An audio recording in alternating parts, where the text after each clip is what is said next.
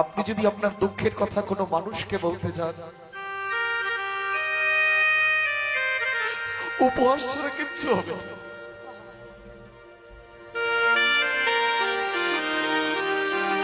কোনদিন নিজের দুঃখের কথা জগতে কাউকে প্রকাশ করতে যাবেন না, তাহলে উপহাস ছাড়া জীবনে কিচ্ছু হবে। আপনার বেদনার কথা যিনি আপনাকে বেদনা দিয়েছেন তিনি একমাত্র বুঝবেন, তিনি সুখ দুঃখের সাথে। তাই আমার দুঃখ কষ্ট যন্ত্রণার কথা আমি যেমন তার কাছে নিবেদন করি, তারও তো হৃদয়ে দুঃখ আছে। ভগবানের হৃদয়ে দুঃখ নাই, কষ্ট নাই, যন্ত্রণা নাই। সেই দুঃখের কথা কাকে বলবে?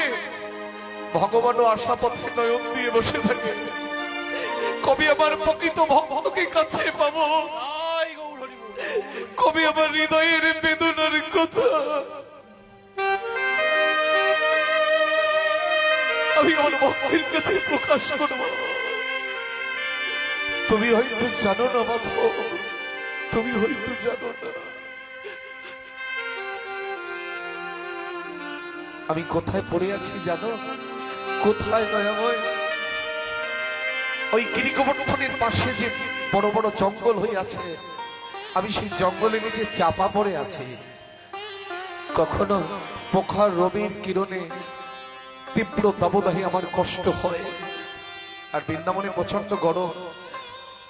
কখনো বৃষ্টির জলে আমার অঙ্গ ভিজে যায়, আর যখন ঝড় আসে আমার বড় ভয় লাগে, না জানি কখন গাছের ডাল ভেঙে আমার অঙ্গে লাগে। তুমি হয়তো জানো না মধু, আমি বহুদিন ধরে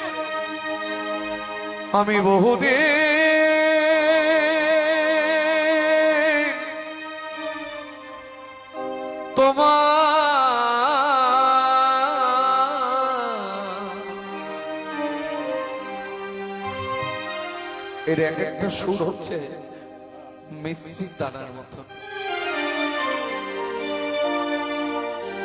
মাথায় রাখবেন, সুর যদি মানুষের হৃদয়ে না লাগে, মানুষের চোখে কখনো জল আসতে পারে না।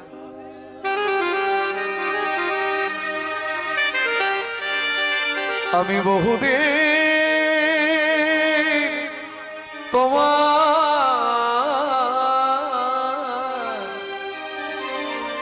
পথ করে নিরীক্ষণ, কবে আসবে মাধব আমার